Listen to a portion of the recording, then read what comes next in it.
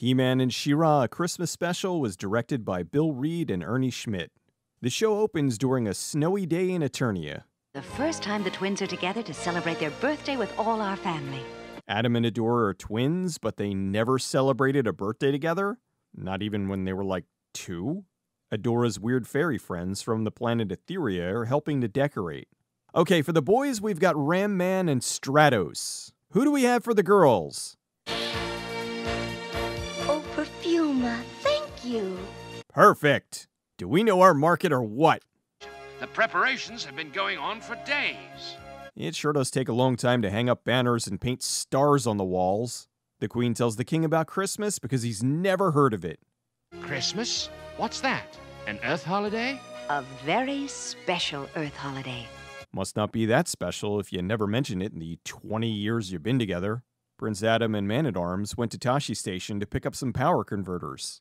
Oh, sorry, wrong franchise. Man-at-Arms just built the first rocket drone to spy on Skeletor. Orko, of course, does something stupid. He breaks part of the rocket and gets launched into space. Skeletor sees the ship and goes after it. For a spy ship, this thing kinda sucks. This means it's He-Man to the rescue. He flies up in a whoa. That's a laser bolt. Why is he flying in a ground vehicle? Wouldn't a Wind Raider have made more sense? He-Man cuts off the claws so Orko can escape. He then gets trapped by some force belts and tries to escape by air or dry humping. Just then She-Ra shows up to save him. They punch a hole in the ship and go after Orko. I think Skeletor would be much more successful if he just hired more competent cronies. He-Man ruined our controls.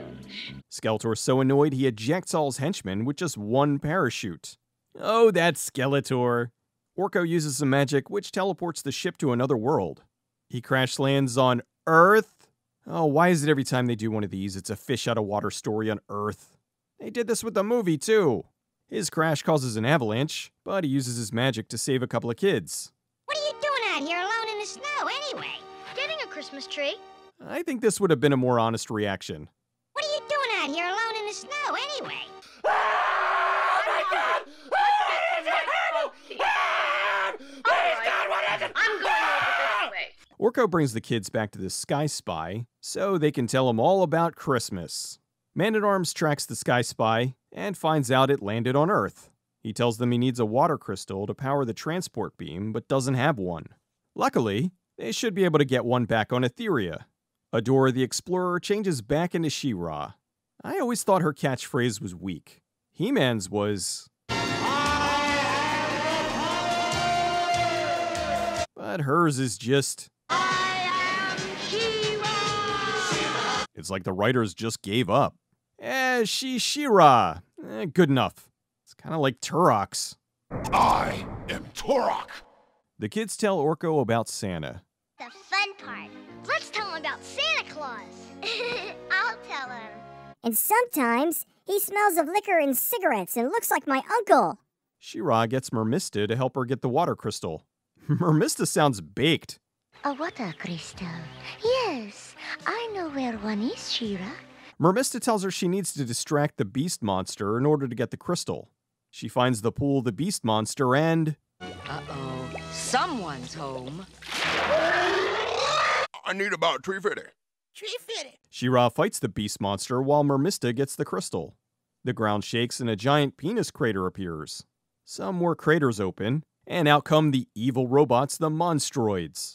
The Monstroids capture She-Ra and then transform. Seems Filmation's been looking at other popular shows. Although they're not exactly the best Transformers knockoffs.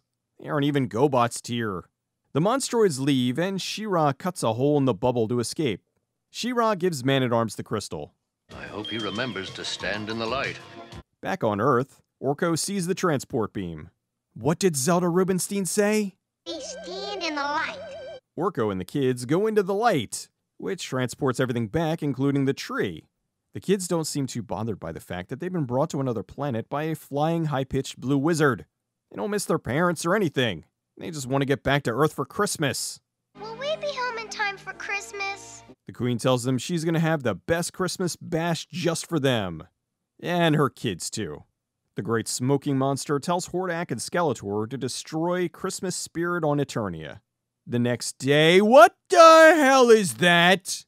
The kids are finally missing their parents, so they decide to sing the most annoying song they could come up with. Love and caring, peaceful bliss, joys of sharing, happiness. I'm rooting for Skeletor and Hordak at this point. Speaking of which, Hordak flies in on a giant sex toy. He kidnaps the kids and Orko. On the way back to headquarters, the Monstroids stop the ship. They demand he leaves the kids behind. They pull a Scooby-Doo and hightail it out of there. The Monstroids put the kids in prison. She-Ra and He-Man go to see Pika Blue. She connects to her Wi-Fi and tells them where the kids are. Orko explains prison to the kids. The trick is to kick somebody's ass the first day or become somebody's bitch. They get contacted by one of the Manchines. Didn't think up Mandroids, huh? The Manchines break them out of prison. They get out and Cutter calls Zipper to pick them up. Zipper! There's a Monstroid just around the corner! I don't like the Manchines. Zipper was getting away, but decides to showboat and then gets caught. After the commercial break, He-Man and She-Ra show up just in the nick of time to save the day.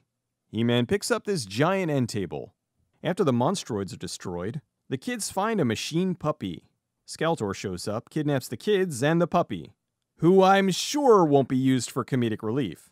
Hordak shoots Skeletor and he crashes into the mountains right next to a rugby team. The kids try to explain Christmas to Skeletor, and he reveals his inner Grinch. A season of love, caring, joy, yeah! The kids are freezing to death, so Skeletor gives them some coats. Skeletor even brings the dog along.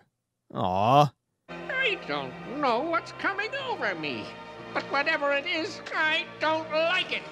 Next thing you know, he'll be curled up by the TV watching Hallmark movies. The dog likes him because, of course, he's made out of bone. He's delicious. Just then, a snow beast shows up, and Skeletor kills it. Okay, no he doesn't. He-Man, She-Ra, and Hordak all arrive at the same time. Here comes the big fight! Or not. Horde Prime arrives to take the kids. Oh no! It's like a giant claw game! Skeletor is overtaken by Good and saves the kids. She-Ra and He-Man then pick up Horde Prime and launch him into another galaxy. Skeletor is having an existential crisis. Well, I think you're feeling the Christmas spirit, Skeletor. It makes you feel good. Well, I don't like to feel good. I like to feel evil. Oh. Back at the palace, that's one way to put a star on the tree. Oh look, it's Santa Adam! You think Man-at-Arms would have been playing Santa. The kids get sent back to Earth. Mom and Dad, we went to another planet with evil robots, and there was this talking skeleton, and you're both grounded! He-Man, She-Ra, and Orko wish everyone a Merry Christmas. And now, the message. It's a season of love and joy and caring. And presents. Lots of toys from Mattel's Masters of the Universe lines, especially Castle Grayskull. He-Man and the Masters of the Universe premiered on September 26, 1983 in the US. The show was insanely popular, which led to them making the spin-off series, She-Ra, Princess of Power. They figured this way they could target both boys and girls. As a way to merge the audiences, on December 25, 1985, they premiered He-Man and She-Ra, A Christmas Special. They brought together some of the cast of both shows in the event. It went over well, but it was the only Christmas special for the original series. The production company Filmation was relatively small. Masters of the Universe was by far their most successful show. While the show was often criticized as nothing more than an advertisement for toys, it was also praised for the moral lessons within each episode.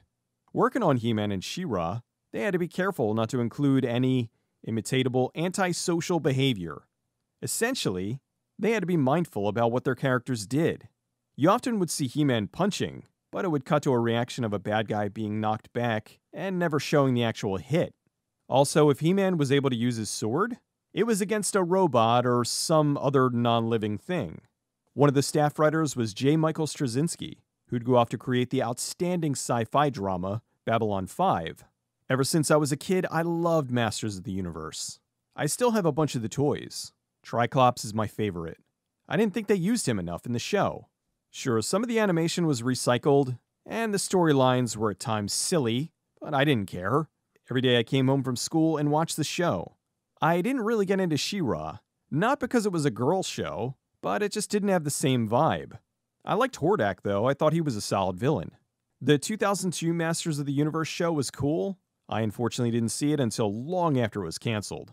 I completely missed out on the 90s one, and still haven't seen it. The Netflix one from this year, I'll just say I was disappointed and I'll leave it at that. As for the Christmas special, it's a great blast from the past. It's essentially a double-sized episode that takes place during Christmas, and I'm fine with that. I miss when cartoons would get a Christmas special. They each have their own unique charm. There's plenty of them from the 80s. Although, honestly, I have yet to see a cartoon in the last 5 years that is even remotely worth watching. I'll gladly take a glorified toy commercial over whatever the hell this is.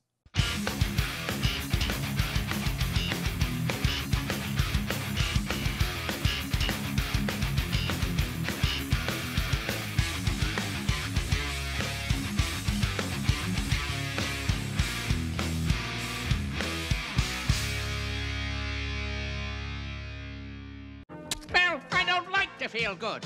I like to feel evil. Oh.